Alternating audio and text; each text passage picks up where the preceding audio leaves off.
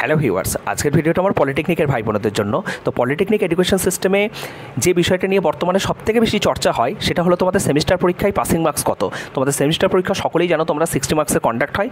সেখানে তোমাদের 18 পেলে তোমরা পাস করবে নাকি 24 পেলে পাস করবে। 18 মানে হয় 30% আর 24 মানে হয় 40%।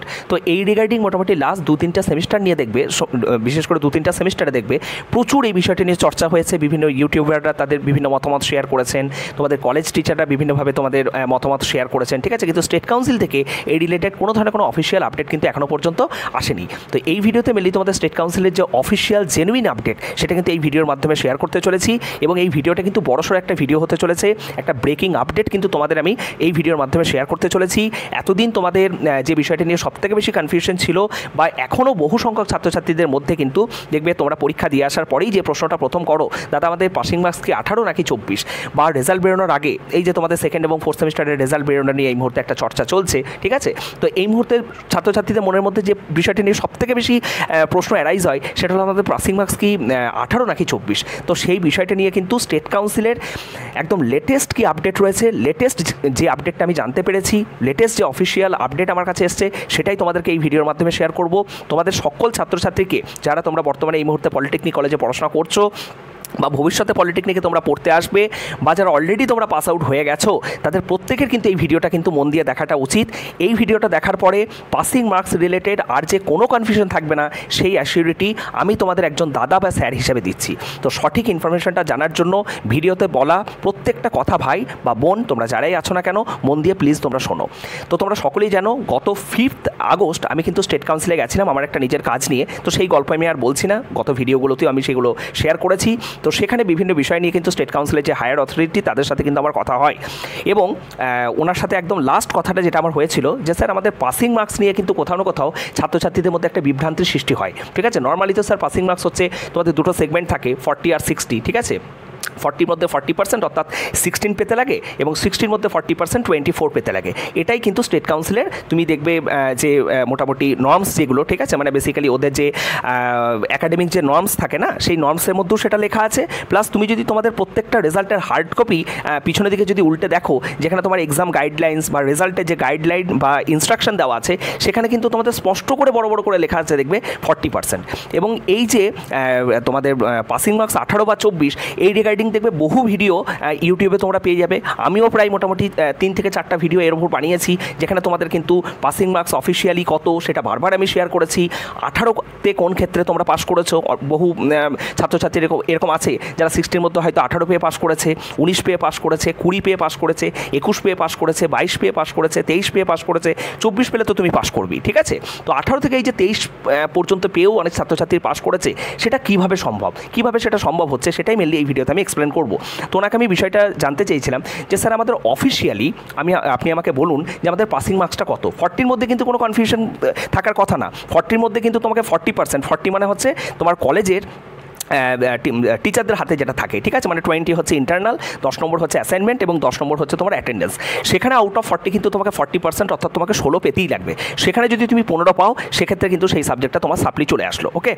নেক্সট হচ্ছে তোমাদের আউট অফ 60টাই হচ্ছে সবথেকে বেশি কনফিউশন ক্রিয়েট করে, যে সেখানে তোমাদেরকে 18 পেতে লাগবে নাকি 24 পেতে লাগবে। তো ওনাকে যখন আমি বিষয়টা আমি জানতে চাই, উনি তখন বলেন আমাদের যে অফিসিয়াল পাসিং মার্কস আগেও যেটা ছিল এখনও সেটাই আছে, অর্থাৎ আউট অফ 60 তোমাদেরকে কিন্তু 40%ই পেতে লাগবে, অর্থাৎ 24ই পেতে লাগবে। এই যে 18 পাওয়া, 19 পাওয়া, 20 পাওয়া, 21 পাওয়া, 22 পাওয়া, 23 পাওয়া, এইগুলো সবগুলো হচ্ছে আনঅফিসিয়াল ইনফরমেশন, এগুলো কোনো অফিসিয়াল ইনফরমেশন না। তবে বলবে দাদা এতদিন ধরে বিভিন্ন ইউটিউবাররা যেটা শেয়ার করেছে বা তুমি যেগুলো শেয়ার করেছো সেগুলো কি তাহলে ভুল নয়।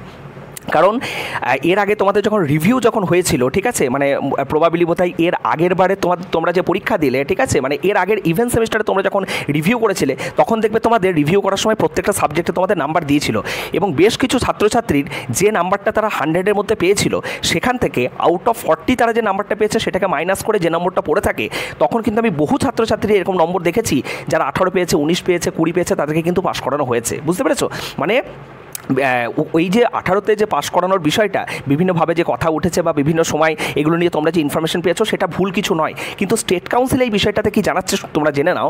স্টেট কাউন্সিল এখনও পর্যন্ত বলছে যে আমাদের যে অফিসিয়াল পাসিং মার্কস বা এভালুয়েটাররা যখন খাতা চেক করেন তাদেরকে একদম স্ট্রিক্ট ইনস্ট্রাকশন দেওয়া থাকে যে আউট অফ 40% হচ্ছে পাওয়ার দরকার, এবং আউট অফ 24 পেলেই তবে একটা ছাত্রকে বা ছাত্রীকে কিন্তু পাশ করানো যাবে।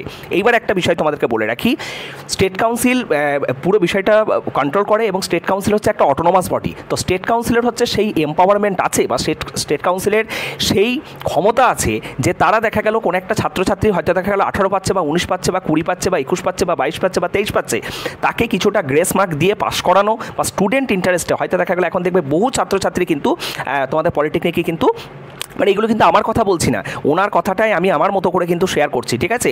এটা কিন্তু দেখো স্টেট কাউন্সিলের বড়সড় আপডেট, আমি এই কথাটা লিখেছি। সো আমার কথা এখানে বলছি না, পুরোপুরি স্টেট কাউন্সিল আমাকে যেটা জানিয়েছে সেটাই তোমাদের সাথে শেয়ার করছি।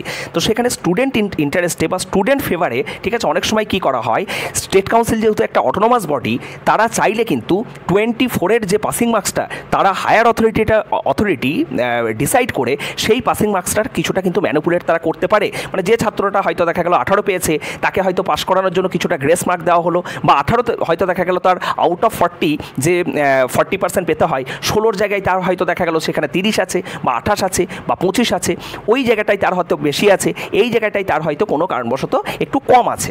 তখন কিন্তু হায়ার অথরিটি যদি ডিসাইড করে যে কোনো একটা পার্টিকুলার স্টুডেন্টকে তারা পাস করাবে, সেটা কিন্তু তারা পাস করাতে পারে, কারণ তারা কিন্তু অটোনোমাস বডি, তাদের এই এম্পাওয়ারমেন্টটা আছে, যেটা কিন্তু স্যার আমাকে জানিয়েছিলেন। তো সেই রকম কিছু লাস্ট 2-3টা সেমিস্টারে সেই রকম কিছু ছাত্রছাত্রীদের কথা কিন্তু তোমরাও শুনে থাকবে বা আমরাও তোমাদেরকে দেখবে শেয়ার করেছি, কিন্তু সেগুলো প্রত্যেকটা হচ্ছে আনঅফিসিয়াল ডেটা। ওকে, আরেকটা জিনিস তোমাদেরকে বলে রাখি, আমি গতকালকে হচ্ছে কোচবিহার পলিটেকনিকের সিডিসি সেন্টারে গিয়েছিলাম, ঠিক আছে, যদিও এইভাবে রিভিল করা বিষয়টা উচিত না আমার, মানে বলে ফেললাম। ওকে, যাই হোক, তো সেখানে একটা কাজে আমি গিয়েছিলাম সেই সিডিসি সেন্টারে। ওকে, সিডিসি সেন্টার মানে তোমরা সকলেই জানো যেখানে তোমাদের খাতাগুলো হচ্ছে রাখা থাকে বা যেখান থেকে ইভালুয়েটাররা হচ্ছে খাতা চেক করেন, ঠিক আছে, এক জায়গায় একটা সেন্টার থাকে। সেই সিডিসি যে ইনচার্জ যিনি ছিলেন তার সাথে আমার সামনাসামনি যখন কথা হলো, ঠিক আছে, এবং একটা ছাত্রের হচ্ছে আমি খাতাও দেখলাম, একটা আরটিআইয়ের বিষয়ে আমি ওখানে গেছিলাম, আমার এক পরিচিত স্টুডেন্টের বিষয় নিয়ে গিয়েছিলাম। তো যাই হোক, সেখান থেকেও যেটা বলা হলো, এভালুয়েটারদের কিন্তু এভালুয়েটারের হাতে কিন্তু পাস করানো বা ফেল করানো কিছুই থাকে না। এভালুয়েটাররা কী করে তোমাদেরকে আমি বলছি, তোমাদের ধরো দেখা গেল তুমি একটা পরীক্ষা দিয়ে আসলে, তো এভালুয়েটাররা যখন খাতা চেক করেন, ঠিক আছে, সেখানে প্রত্যেকটা জায়গায় তার যে মনে হচ্ছে যে নম্বরগুলো পাওয়ার, সেই নম্বরগুলো কি করে তিনি হচ্ছে অ্যাজ ইট ইজ শুধুমাত্র দিয়ে যান। সেই স্টুডেন্টটা আউট অফ 60 17 পেলো নাকি 15 পেলো নাকি 10 পেলো নাকি 30 পেলো, ডাজেন্ট ম্যাটার, তাদের হাতে কোনো কিছু ম্যাটার করে না। এবং এভালুয়েটার যে লগ ইন পোর্টাল, যেটা তোমাদের আমি দেখবে বিভিন্ন সময় আপডেট দিয়ে থাকি, এভালুয়েটার লগ ইন পোর্টালে একজন এভালুয়েটার পার্টিকুলার কোনো খাতা সাবজেক্টের খাতা চেক করে যত নম্বর স্টুডেন্টটা পেয়েছে অ্যাজ ইট ইজ কিন্তু সেটা কিন্তু ওই পোর্টালে কিন্তু আপলোড করে।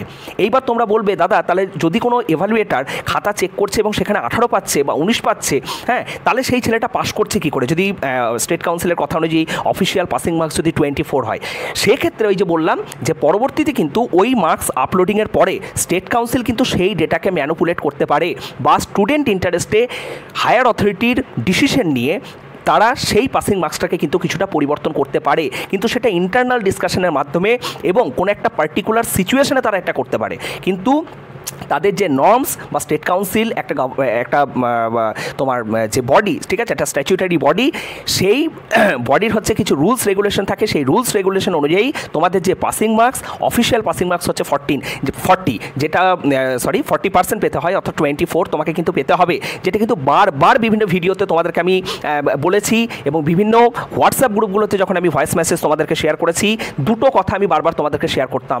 আনঅফিসিয়ালি 18তে তোমরা পাস করতে পারো, বাট অফিসিয়াল পাসিং মার্কস কিন্তু এখনও 40%, অর্থাৎ 24 কিন্তু আউট অফ 60 তোমাকে পেতে লাগবে, তবে কিন্তু ভাই তুমি পাস করবে। তো পরবর্তীতে তোমরা কিন্তু এই বিষয়টা থেকে মোটামুটি এই যে তোমাদের আলোচনা করলাম বা স্টেট কাউন্সিলের যে অফিসিয়াল আপডেট তোমাদের আমি শেয়ার করলাম, এখন থেকে মাথায় ভালো করে ঢুকিয়ে নাও যে তোমাদেরকে কিন্তু মিনিমাম 24 পেতে হবে, তবেই কিন্তু তোমরা পাস করবে।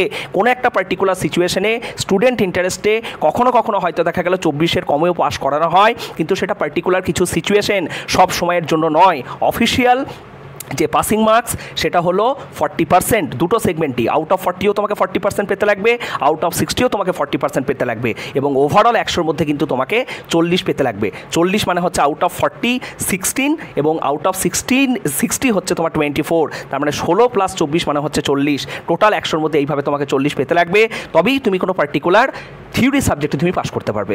আশা করি পুরো বিষয়টা তোমাদেরকে আমি মানে যথেষ্ট ভালোভাবে বোঝাতে পারলাম। এরপরে যদি তোমাদের আরও কোনো কোয়ারিজ থাকে, আরও কোনো ডাউট থাকে, ডেফিনেটলি ভিডিওর কমেন্ট সেকশন তোমরা কমেন্ট করতে পারো। সকালে ভালো করে পড়াশোনা করো এবং সঠিক যে ইনফরমেশন সেই ইনফরমেশনটাকে মাথায় রেখে তোমরা নিজেদের পড়াশোনা প্রসিড করো। থ্যাংক ইউ সকলকে।